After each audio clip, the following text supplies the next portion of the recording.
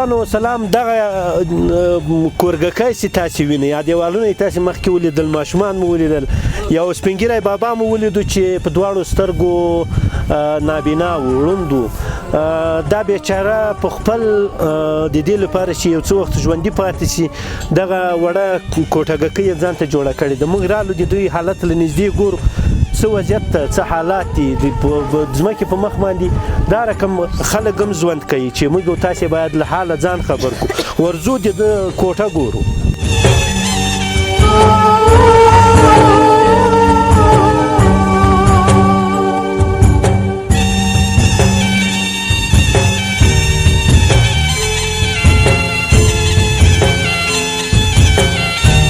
سلام دوستانو، مخکې مو حالت ولیدو، موږ د یو کورګکي ته راغلو.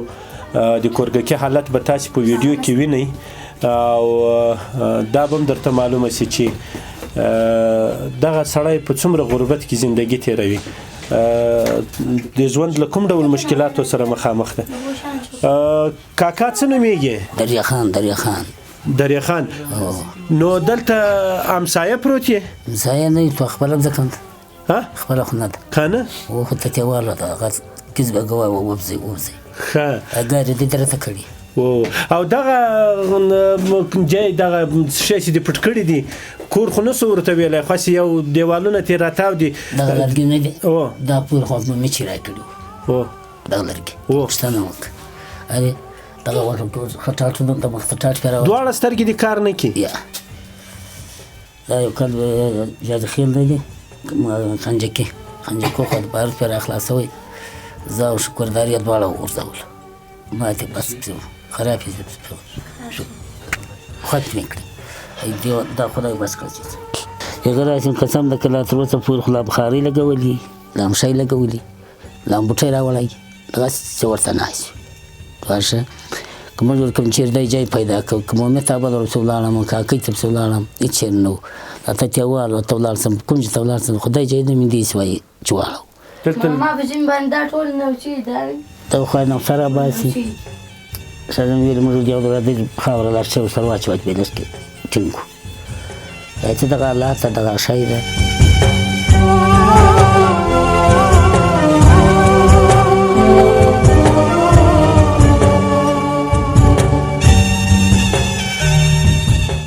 ته څه نومیږي زویه؟ بخچمه. ښه زوی. نو ابا دې څه نه ویني؟ سترګې کار نه کوي؟ ښه، نو تاسې دواړه بیا غواړئ چې شی موږ څه شی درکړو؟ کالي؟ ښه، تاسې ته به خیر اوسه بعضې د بوټونه کالي او دغه څه شی د ژمي کوټونه هم درته راوړم. سمه ده؟ صحیح ده. بیا خو به خوشحاله یاستئ؟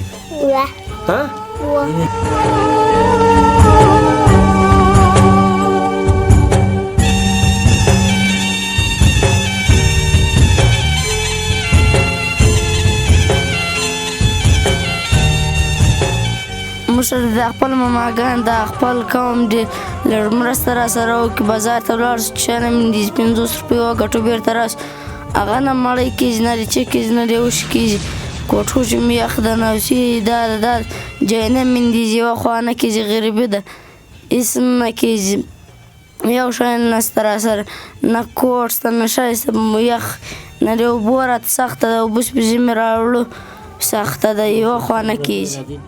ډیرو درنو لیدونکو، نعیمي صاحب د دغې کورنۍ د ژوند حال له تاسې سره لنډو باندې شریک کړه. واقعا چې یوازې همدغه یوه جونګړه ده، پاس خوا هم پټه نه ده، هرې خوا ته تقریبا اوس باران هم سوی ده، شاوخوا د چت له خوا ورباندې اوبه راغلي دي. دغه یو کنکلی ځای چې دا کورنۍ پکې اوسي له یو عالم مشکلاتو سره مخ دي. تر اوسه پورې نه د کوټې د تودولو لپاره لرګي لري، نه خس و خاشاک لري، د اوبو سیستم نه لري، د خوراکي موادو له ستونزو سره مخ دي. د کورنۍ داسې یو څوک نسته چې کار ورته وکړي، یوه ګوله ډوډۍ وګټي، حلاله روزي په لاس راوړي او بیا یې دلته له کورنۍ سره یو ځای وخوري. دغه سپین ږیری بابا په غبرګو سترګو باندې ړوند ده، دوه یې کوچنۍ لورانې او یو یې تقریبا شاوخوا 10 کلن زوی ده او یوه یې مېرمن ده. هیڅوک پلال نه لري. دغه بابا له یو عالم مشکلاتو ستوندو سره مخ ده. له دغې مور سره به خبرې وکړو. مورې ژوند مو څنګه تېرېږي؟ څومره ستونزې دي، مشکلات دي؟ زما ورونه یاست ډېر په تریخ ژوند تېروو. تاسې مې دیم په دنیا ورونه یاست. کال مې کېږي زه مریضه یم، د دوا د ډاکټر وجه نه لرم. دا کنکلو ماشومانو ته مې تمه ایستی ما ته کار وکړي. دی وخت راغلی د قسم درته خورم چې په شواروز کې د پښتن د خواره یم، ډوډۍ نه ده موندلې، د بوټو د مشکلات هم په کور کې وړه یې، زه مریضه یم، پروته یم. نور قرض به راکړه، قرضه نه پیدا کوو. څو قرضه راکړي وایي تاسې ته قرضه درکړو، تی به بیا موږ ته څه شی راکوو. اوس مهال یخ هم د مورې د یخه سهارنې په دغه ننوتي، په بړستونو ننوتي، دا یې اوس هم لا ننوتي. د باندې خوا موږ نه ده لیدلې، نه راپورته سوي، نه چای، نه ښه، نه بده. د خدای الته پراته کېږي. مؤمنان دې ووځي چې راسي داسې یې لاسونه چغې ویي، بیا یې راسره چخ پټ سئ پټ سئ سیاخ مې لاسونه مې تاوده سي. هر څوک غواړي چې اولادونه یې ډېر ښه ژوند ولري، که نه ښه وساتل سي، ګرم یې په دې یخني کې ښه خواړه ورته ورسېږي. نو دغه اولادونه سته همداسې ویني چې یخې پړایي که نه رپېږي له یخنۍ نه، او خوراک څه نه وي، او د شپې مو یخ کېږي. خپله ته څومره د یوې مور په حیث باندې ورته ځورېږي، څومره تکلیف در باندې وراره که ډېره ځورېږم. خدای ته مې صبر کړی دی. څه وکړو؟ د خدای امر چې په چا وسوی نو خو موږ قبول دی، بیا له غیره کفره ده. موږ سره که څوک همکاري وکړي د هغو سره به خدای د دنیا او د آخرت همکاري کوي. بلکل. غوښتنه دې له لیدونکو څه ده، تاسو سره څه ډول مرستې وکړي، څه درته وکړي چې څومره د دوی په وس کې کېږي او زموږ زندګي سمیږي، د دوی به خدای آخرت او دنیا دواړه سم کړي چې زموږ زندګي سمه کړي.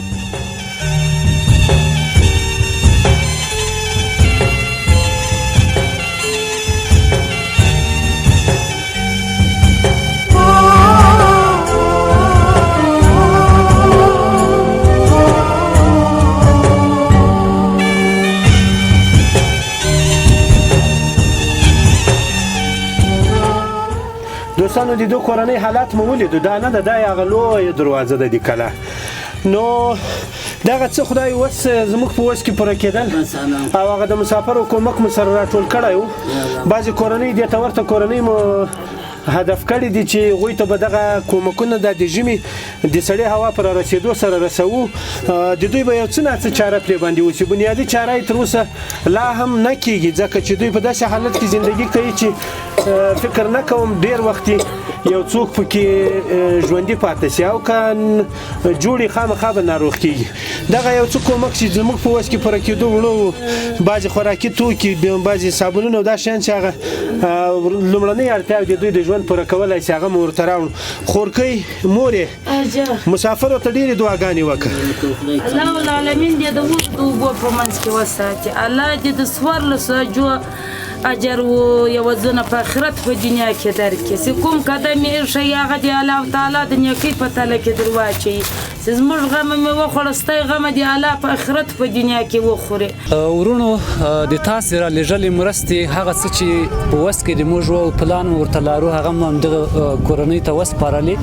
خو تاسې د دې کورنۍ وضعیت ولیدو چې که چېرته عاجلي او منظمې مرستې ورسره ونیسي، د سرپناه غمه یې ونه خوړلی سي، د خوراکي موادو، د دوامداره خوراکي موادو غمه یې ونه خوړلی سي، د پوشاک او همدارنګه د لباس غمه یې ونه خوړلی سي، شاید دغه کورنۍ خپل کوچنیان له لاسه ورکړي د ژمي د هوا په یخېدو سره. له تاسو مو غوښتنه ده چې د دغې کورنۍ لپاره څومره چې په وس کې کېږي همدومره مرستې وکړئ، مرستې ورته راولېږئ، تر څو پورې د تاسې په مرستو باندې د دې کورنۍ ژوند تغییر وکړي، او خدا نخواسته د ژمي په یخنۍ کې له وژنې یا له مرګونو پیښو نه وساتل سي.